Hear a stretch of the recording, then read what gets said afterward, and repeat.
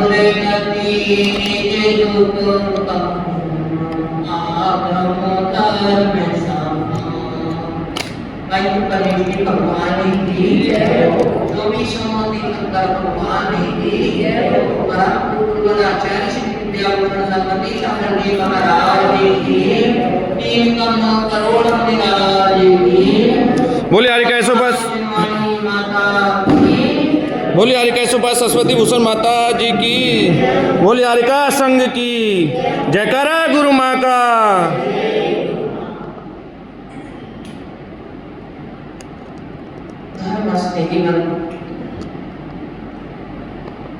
मोक्ष मार्ग की परिभाषा करते हुए सम्यक दर्शन ज्ञान चारि प्राणी मोक्ष मार्ग का सम्यक दर्शन, सम्यक ज्ञान और सम्यक चारित्र तीनों की एकता ही मोक्ष मार्ग है।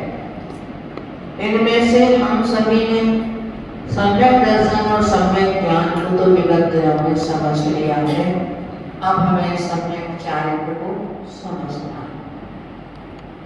चारित्र हमारे जीवन में उसी तरह से उपा देता है जिस तरह से हमें चलने के लिए पैरों की आवश्यकता है।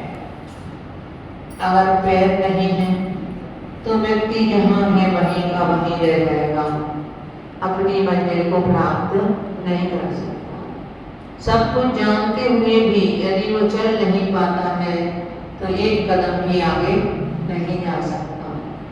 इसी तरह से यदि हमें ज्ञान है और ज्ञान होने के बाद में यदि तदनुकूल आचरण नहीं है तो उसके कारण हम अभी वास्तव में मोक्ष मार्गी नहीं।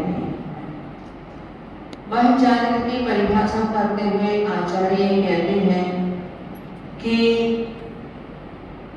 क्या उन्होंने द्रव्य संग्रह में कहा असुहादोपनी वृत्ति सुहि प्रवृत्ति या ज्ञान चारित्र,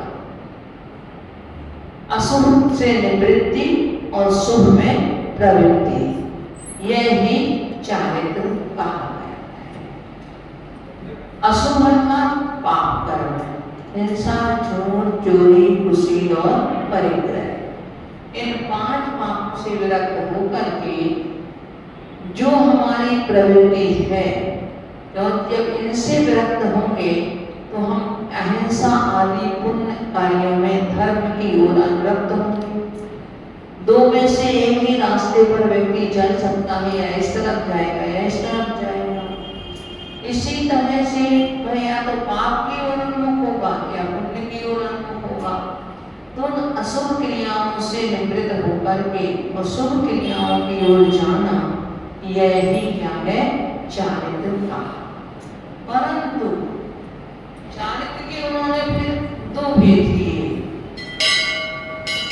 एक मुनिराज का चारित्र और एक श्रावक का चारित्र। श्रावक के चारित्र को एक देश चारित्र कहा और मुनिराजों के चारित्र को सकल चारित्र कहा। सकलम विकलम चरण, उस चारित्र के 2 भेद हैं। चाहे आप देश चारित्र कहो और सकल चारित्र कहो, चाहे आप सकल और विकल चारित्र कहो, चाहे आप अणुव्रत और महाव्रत कहो, यह सभी उसी का नाम है, पर्यायवाची। तो फिर इसके साथ में इसी चारित्र को उन्होंने निश्चय और व्यवहार चारित्र के नाम से भी दे दिया। निश्चय चारित्र कहलाता है राग द्वेष आदि से रहित निज आत्म स्वरूप में प्रवृत्ति होना, वह कहलाता है निश्चय चारित्र। और व्यवहार चारित्र कहलाता है अशुभ से निवृत्त होकर शुभ में प्रवृत्ति करना, बुरे कार्यों को छोड़कर अच्छे कार्यों को करना, वह कहलाता है आपका व्यवहार चारित्र। वो व्यवहार चारित्र हमारा 5 समिति 3 मुक्ति रूप है। 5 महाव्रत या 5 अनुव्रत और 5 समिति और 3 मुक्ति, ऐसे 13 प्रकार का कहा जाता है। इनके साथ साथ अब यदि कोई अणुव्रती श्रावक है तो उसकी कसाय अपने आप में मंद होगी। मंद होगी अर्थात उसकी अनंतानु बंदी तो होगी ही नहीं। जो उसे अनंत संसार का बंद कराए ऐसी कसाई वो नहीं करेगा, और जो उसके लिए समझो मिथ्याप से बनी हुई ऐसी कसाई भी वो नहीं करेगा। अनंतानुबंधी जो उसकी बहुत समय तक, लंबे समय तक चलती रहे, जैसे पाषाण पे एक बार रेखा खींच दी तो खींच दी, वह मिटने वाली नहीं होती है। जो पाषाण पे रेखा उत्पन्न कर दी जाए वह रेखा कभी मिटती नहीं है। तो ऐसे जिसकी कसाई कभी शांत ही ना हो, उस पाषाण की रेखा की तरह खींच जाए, वो कहलाती है अनंतानुबंधी कसाई। ये अनंतानुबंधी कसाई तो सम्यक दर्शन के साथ ही चली जाती है। इसके साथ साथ और भी उसकी तो बंधता आ जाती है कसाई की, क्योंकि वो अशुभ को छोड़कर शुभ में प्रवृत्ति कर रहा है। तो उसकी कसायों की और भी बंधता होकर वो अप्रत्याख्यानापर्ण कसाई से भी रहित हो जाता है। अर्थात उसकी अगर कहें तो 4-6 महीने भी कोई कसाई उसकी चलती नहीं है। अगर वो देशव्रती श्रावक है वो तब ही वो देशव्रती कर पाएगा। अगर उसके यहाँ पास में अनंतानुबंधी और अप्रत्याख्यानापर्ण 2 कसाई हैं, वो तब तक देशव्रती नहीं बन पाएगा, अणुव्रती को नहीं बन पाएगा। आचार्यों ने हमारे लिए उपदेश दिया है कि भाई आचार्यों के लिए कि पहले आप उपदेश करना किसी के लिए तो पहले आप मुनि बनने का ही उपदेश देना। पुरुषार्थ सिद्धि पाए में आचार्य कहते हैं कि भाई अगर तुम किसी को उपदेश देना तो मुनि बनने का ही उपदेश देना। यदि वह मुनि बनने में सक्षम नहीं है तो फिर उसके लिए श्रावक बनने का, प्रतिमा ग्रहण करने का, और उसमें भी सक्षम नहीं है तो उसके लिए और अन्य व्रत आदि देने का उसके लिए तो उपदेश देना। अब हम सोचते हैं, हम तो कहते हैं अरे भाई छोटे छोटे व्रत तो पहले छोटे छोटे आचार्यों ने भी यही किया है। सामने जैसा पात्र था उसको उस अनुसार उन्होंने संयम और नियम उनके लिए दी थे। तो उसका कारण ये है, आचार्यों को जो उपदेश दिया आचार्यों ने, उसका कारण ये है कि भाई अगर उसकी योग्यता मान लो मुनि बनने की है और आपने अकेला उसको श्रावक धर्म का उपदेश दे दिया तो आपने उसके साथ में न्याय नहीं किया। वह और ऊपर चलना चाहता था, आपने उसके लिए नीचे रहने दिया। इसलिए आचार्यों ने सबसे पहले कहा है कि उपदेश किसी को दो तो उत्तम दो। तो हमारे आचार्यों ने भी पहले की घटनाएं भी आती हैं जिनको सरल से सरल व्रत किया, उनसे उन्होंने डायरेक्ट उन्होंने छोटे व्रत के लिए नहीं कहा। पहले तो उनसे कहा भाई तुम इन सारी चोरी चुरानी का त्याग कर दो। जब उन्होंने कहा मैं नहीं छोड़ सकता हूँ तो भाई क्या छोड़ सकता है, तो उतना में ये अच्छा ठीक है। उन्हें तो वो कहा छोड़ सकता हूँ, मैं पूरी हिंसा नहीं छोड़ सकता, मेरा तो जीवन यापन इसी से होता है। तो उन्होंने कहा चल ये तो छोड़ सकता है ना, तो उन्होंने उसका त्याग करा दिया उसके लिए। ऐसे उस चारित्र की भेद कर दिए, क्योंकि सभी जीव एक सा नहीं पालन कर सकते। सभी के अंदर की कसाई एक सी शांत नहीं होती, सभी के अंदर का राग भाव एक सा कम नहीं होता, तो सभी के अंदर में विरक्ति भी एक प्रकार की नहीं होती। इसलिए उस चारित्र के संयम के भी भेद कर दिए कि यदि आप नहीं महाव्रतों का पालन कर पाते हो तो आप श्रावक के व्रतों का पालन करो। एक देश व्रतों का पालन आप करो, परंतु करो। आपके जीवन में चारित्र का अत्यंत महत्व है। वैसे भी हम देखो लोक व्यवहार में देखो, अगर कोई आचरणवान व्यक्ति है तो उसकी एक अपने आप में एक उसके प्रति लोगों के मन में सम्मान होता है। और अगर कोई चरित्र से गिरा हुआ है, चरित्र से कोई गिरा हुआ व्यक्ति है तो भले ही वो कितना भी दान पूजा आदि भी क्यों ना कर ले, किंतु अगर चरित्र से गिरा हुआ है तो उसके लिए वो सम्मान प्राप्त नहीं होता है। एक व्यक्ति अगर मान लो आज भले वो सप्त वैष्णव का सेवन करता हो, अगर अगले दिन वही मुनि पद के रूप में आ जाता है या श्रेष्ठ श्रावक बन जाता है तो उसके प्रति वही जो उसकी निंदा करते थे वही उनके लिए नमोस्तु करने लग जाएंगे। किसकी कीमत है? चारित्र की कीमत है।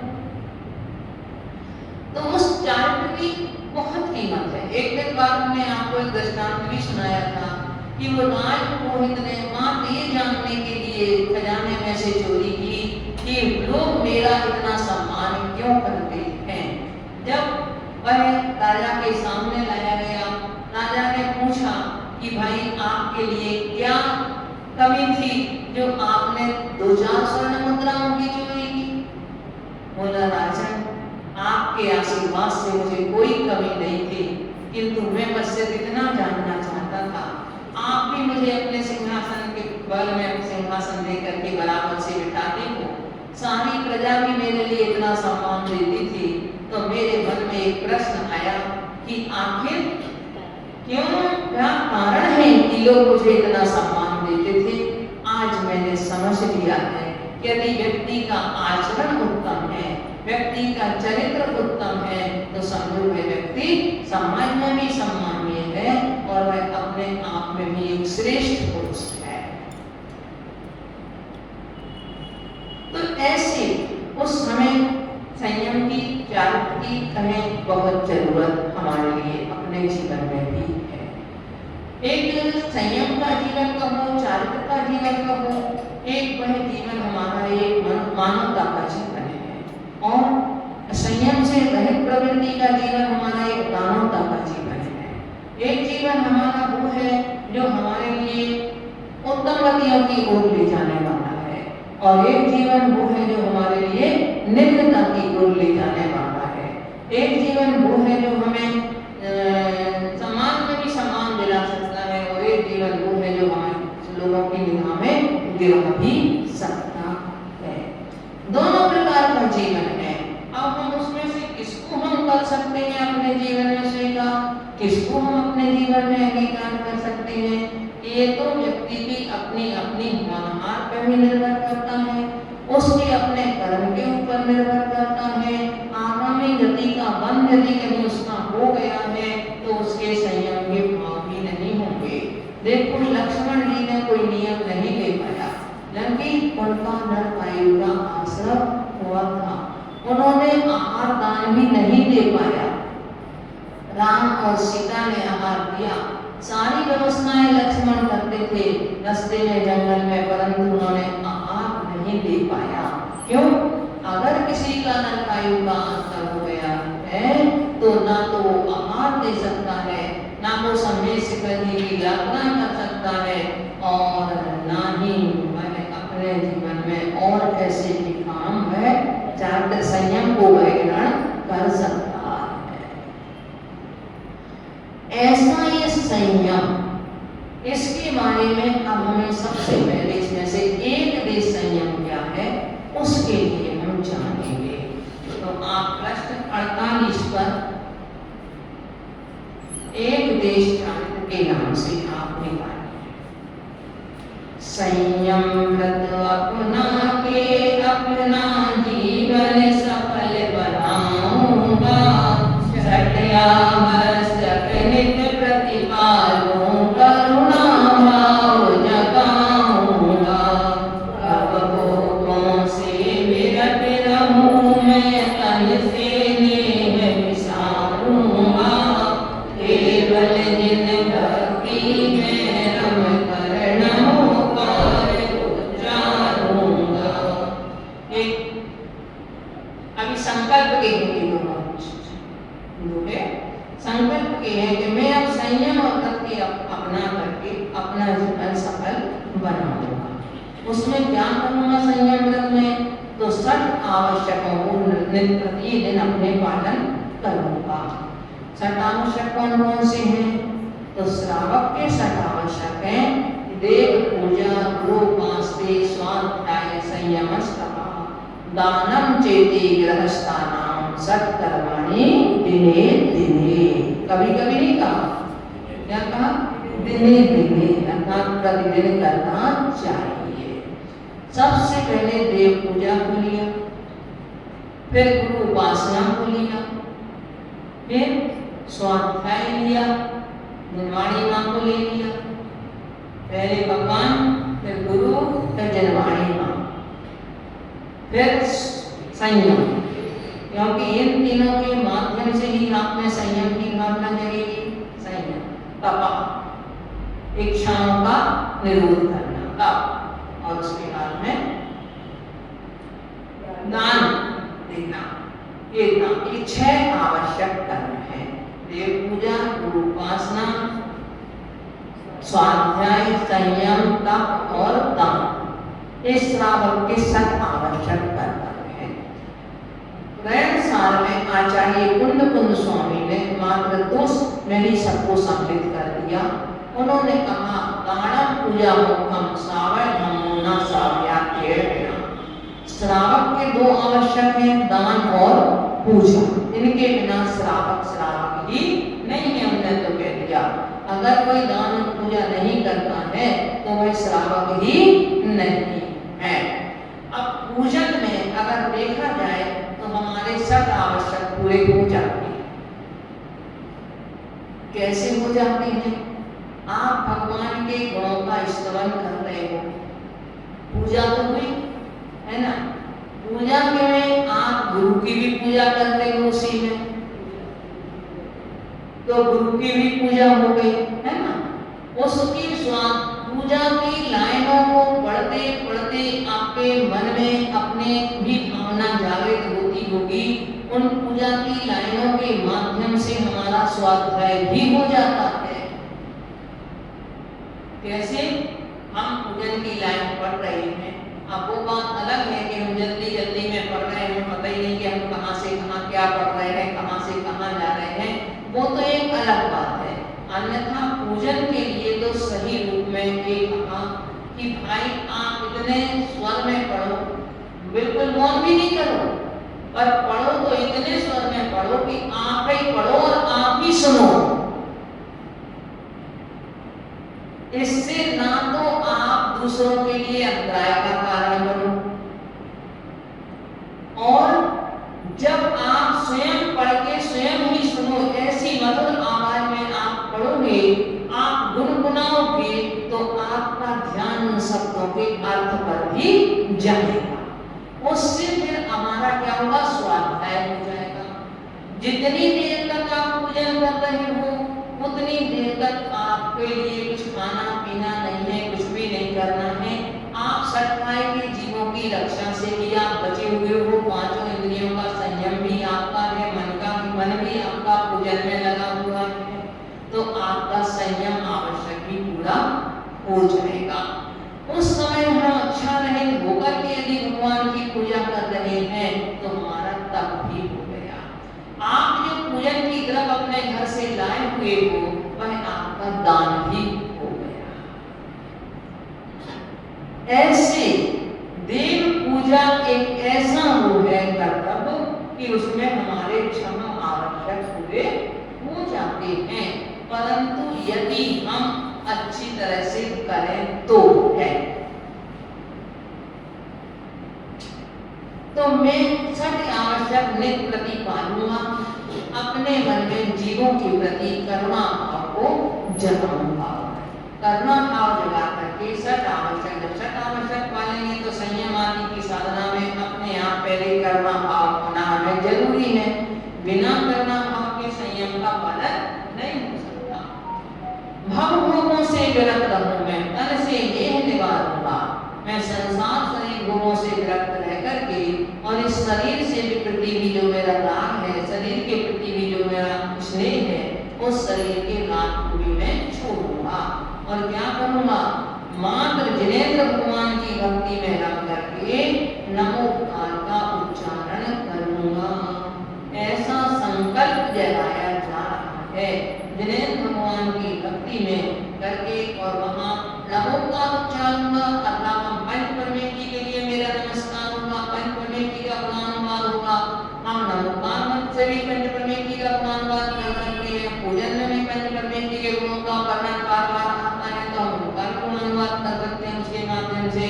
तो मैं मात्र क्या करूंगा? अब तो बस भगवान की भक्ति में लगूंगा, अब मैं और कुछ नहीं करूंगा, क्योंकि जान लिया है कि संसार में चारों गतियों में कितने दुख हैं और उन दुखों का छुटकारे का कारण क्या है, अब उन कारणों का मुझे निवारण करना है। परम दिगंबर नहीं आडंबर, गीत राग गुरु उपकारी, रमो उपासक मन से निकाये, जन जन के अभिहारी, गाद श्याम दिन भर की वाणी, जन जन की कल्याणी है, नित्य करूँगा पठन चिंतन, मन में यही समाधि है। वही अभी छठवां समूह खुलासा किया जा रहा है कि कैसे हैं गुरु परम दिगंबर। अंतर, परम दिगंबर से मतलब अंतर और बाहर से दिगंबर। दिशाएं ही जिनकी अंबर है, दिशाएं ही जिनकी वस्त्र है, ऐसे परम दिगंबर। क्योंकि बाहर से नग्न तो बहुत जीव हैं, वस्त्रधारी जीव हैं कितने, एक इंद्री से लेकर 4 इंद्री तक सभी जीव नग्न हैं। पंचेंद्री में पशु पक्षी नग्न है, नारकी नग्न है, और मनुष्यों में भी बहुत सारे जीव ऐसे हैं जो नग्न होकर के तपस्या कर रहे हैं, परंतु यथार्थ तपस्या नहीं कर रहे, काय क्लेश कर रहे हैं, हठ योग कर रहे हैं, और उनकी भी काय क्लेश देख करके लगता है कि अरे देखो कितनी कठिन तपस्या कर रहे हैं, वो भी नग्न हो कर करके ही कर रहे हैं, नग्न हो करके बहुत जीव ऐसे भी हैं। तो जिनके पास आडंबर नहीं है और जो परम दिगंबर की बात यहाँ है, ऐसे गीतरागी गुरु भी मेरे उपकारी हैं। मैं इनका उपासक समेत रहूंगा, हमेशा मन से रहूंगा, बाहर से नहीं, किंतु मन से रहूंगा। बाहर से होना यानी कैसे होना, कुछ ना कुछ स्वार्थ लेकर की भावना से होना, कुछ ना कुछ स्वार्थ लेकर के उनके पास जाना, अपने कार्य की सिद्धि के लिए मात्र जाना, किसी गेस्ट जाति की इच्छा से जाना। किंतु मैं तो मन से इनका उपासक रहूंगा। क्यों रहूंगा? क्योंकि ये प्रत्येक प्राणी के पापों को नष्ट करने वाले हैं, प्रत्येक प्राणी के पापों को हरण करने वाले हैं। भगवान की वाणी जो द्वादशांग रूप है, वह जन जन की कल्याणी है, जन जन का कल्याण करने वाली है, प्राणी मात्र का भी वह उद्धार करने वाली है। ऐसी जन वाणी का मैं नित्य पठन और चिंतन करूंगा। मेरे मन में अब यही आया है, यही समाया है, अब मैं इस तरह से अपने जीवन को व्यतीत करूंगा। एक बार जब व्यक्ति के लिए, किसी के लिए भी कोई ठेस लग जाती है और उसके लिए समझ में आ जाता है कि हाँ अब मुझे इससे मुड़ना है, कैसा भी कैसा व्यसनी से व्यसनी व्यक्ति हो, अगर उसके अंतरंग में ठेस लग जाए, वह बात उसे कोई चुभ जाए, तो वह निश्चित है अपनी उस गति को छोड़ देता है। और जब तक अंतरंग में नहीं आए, तब तक बाहर से कोई कुछ भी कहता है, वह उस वस्तु को छोड़ नहीं सकता, वह अपने रास्ते को बदल नहीं सकता। रास्ते को वही बदल सकता है जिसे ये विश्वास हो जाए कि ये रास्ता गलत है। संयम के संयम बिन जीवन में अपना पल भी नहीं बिताऊंगा, साम्य भाव से निपुण लग कर स्वानुभूति रस पाऊंगा। राजस तप को यथाशक्ति में यथारूप अपनाऊंगा, मानव कारण परमात्मा चुन चुन कर अपनाऊंगा। मैं संयम के बिना अपना एक पल भी व्यतीत नहीं करूंगा। संयमी व्यक्ति कहो, एक साधक कहो, वो जैसे आपका रात्रि में ड्यूटी देने वाला आपका गार्ड है, उस तरह से वह जागृत रहता है।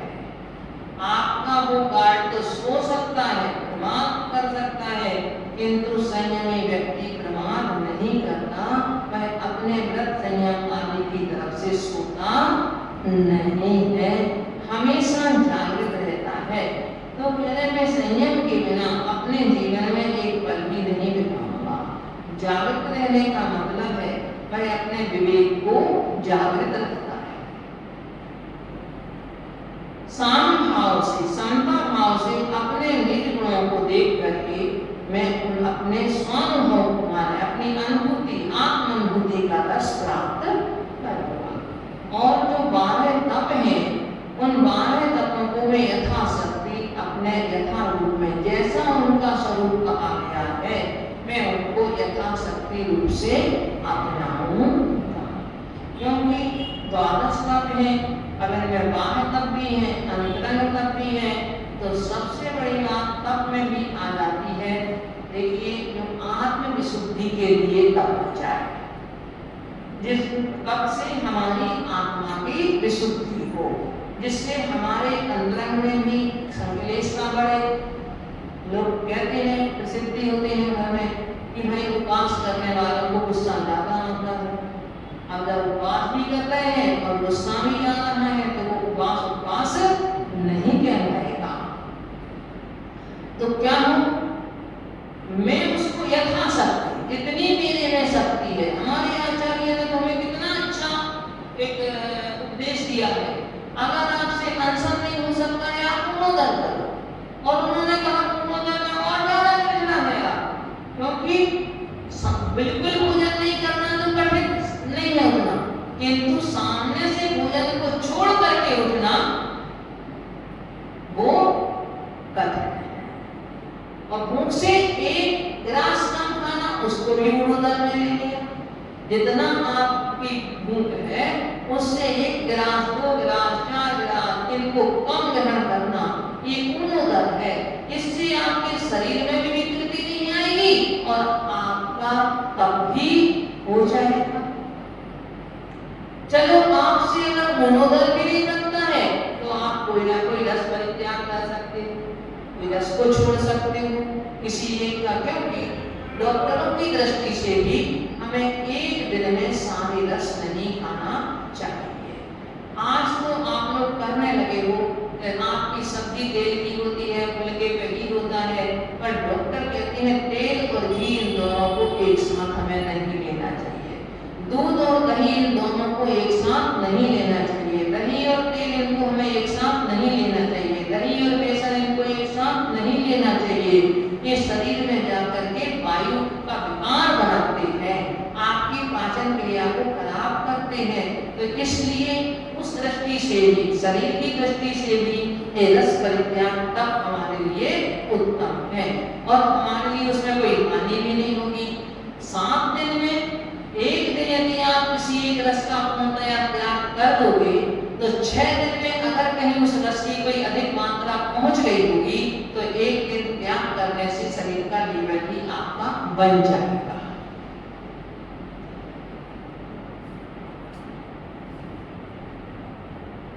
वृत्ति परिसंख्यान, अब वृत्ति परिसंख्यान तो देखो कभी कभी किसी श्रावकों का कोई कभी बन पाता है जब कोई दूसरे ने भोजन बनाया हो और हम भोजन करने के लिए जाएं तो हम नियम अपना ले लेंगे कि आगे चीज बनी होगी, आज ऐसा होगा तो ही मैं भोजन करूंगा, नहीं तो नहीं करूंगा। श्रावक भी उसका पालन कर सकता है। पहले के लोग नियम ले लेते थे, कई लोग 2 कटोरे रखे जाते थे, किसी में कुछ माने, एक में पानी और एक में कोई भोजन की सामग्री। आपको लेकर के जो कटोरा खोल लेते थे बस उतना ही भोजन हो ही ले। यदि पानी का कटोरा उघाड़ दिया तो पानी ही लेकर के रह जाते थे। ऐसे वृत्ति परिसंख्यान तब को पहले लोग पालते थे। कायु क्लेश, शरीर से मैं अब आधा घंटे इसी आसन से बैठूंगा, मैं इतनी देर खड़ा रहूंगा, इस तरह से अनेकों प्रकार से शरीर के लिए जो दिखे कि कष्ट हो रहा है शरीर को, परंतु आत्मा को पुष्ट करने के लिए उस शरीर को कष्ट देने वाली क्रियाएं स्वाभाविक होती हैं। उद्देश्य शरीर को कष्ट देने का नहीं रहता है। ऐसे बाह्य तप है और इसके साथ साथ अंतरंग तप है। जो कोई गलती हमसे हुई उसका प्रायश्चित करना, देव साथ गुरु की और औपचारिक विनय, जो लौकिक क्षेत्र की विनय है, ऐसे बड़ों से छोटों से जितने भी, उस सबको विनय को पालन करना। प्रदर्शन ज्ञान चारित्रता इनकी विनय करना। और जो सम्यक दर्शन दृष्टि है, सम्यक ज्ञानी है, सम्यक चारित्रवान है, सम्यक नाम का पालन करने वाले हैं, उनके प्रति आपके मन में नम्रता का भाव होना, उनके प्रति विनय का भाव होना, ये आपका विनय है। वैयावृत्ति साधनों की जहाँ जैसी आवश्यकता हो वहाँ वैसी उनकी सेवा करना। वैयावृत्ति का ये नहीं है मात्र कि अकेले हाथ पैर दबा देना। वैयावृत्ति का अर्थ है उनके मन के खेद को दूर कर देना। तन में हो या मन में हो, जो पीड़ा है उस पीड़ा को दूर कर देना ही वैयावृत्ति है।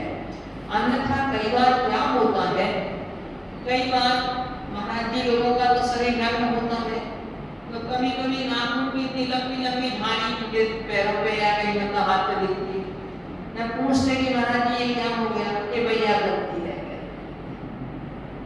मतलब बड़े बड़े नाखून है लोगों के, अब करने लग गए वैयावृत्ति, अब वो लेके लाइन बन गई, अब भाई क्या है वैयावृत्ति।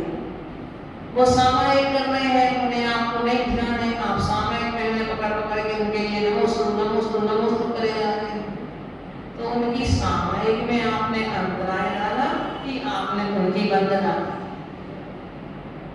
विमल सागर महाराज जी के लिए एक बार बॉम्बे की बात है, व्यवहार कर रहे थे, एक श्रावक आया, उनके पैर तक तो क्या करते थे, श्रीफल फोड़ करके वहीं से उसी श्रीफल के जल से धोते थे।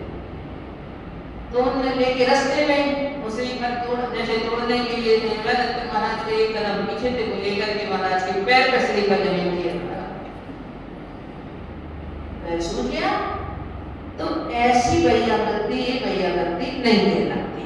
वैयावृत्ति से मतलब है तन और मन के खेद को दूर कर देना, ये कहलाती है वैयावृत्ति। स्वाध्याय शास्त्र को पढ़ करके और अपना स्वयं का अध्ययन करना एक स्वाध्याय है। व्युत्सर्ग, कायोत्सर्ग।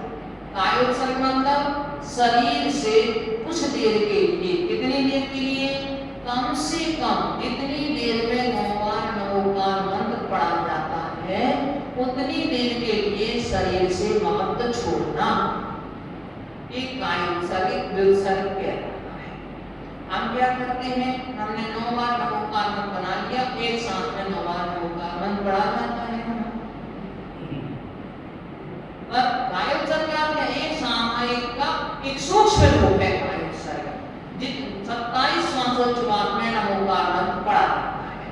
वो 27 श्वासोच्छ्वास पर्यंत हमारे कम से कम इतना अभ्यास हो कि उतनी देर तक शरीर में कोई भी किसी तरह की बाधा हो, चाहे मक्खी हो, मच्छर हो, कुछ भी हो, किंतु उतने समय तक बिल्कुल इस शरीर से महत्व छोड़ना, इस सामायिक का अभ्यास। इसके बाद में जब कायोत्सर्ग में सफल हो जाता है तो अपने आत्म स्वरूप का चिंतन मनन ध्यान करना, ये अंतिम ध्यान तप है जो सर्वोत्तम है, सर्वोपरि है। ऐसे 12 तपों को अब मैं यथाशक्ति और यथारूप जैसा उनका स्वरूप कहा है मैं वैसा ही अपनाऊंगा, और इसके जो कारण, जो बाधक कारण है उनको चुन चुन कर दफनाऊंगा। अर्थात एक एक गलती के लिए मैं क्या करूंगा, छोड़ूंगा। एक एक गलती जो भी मेरी में गलती हो रही होगी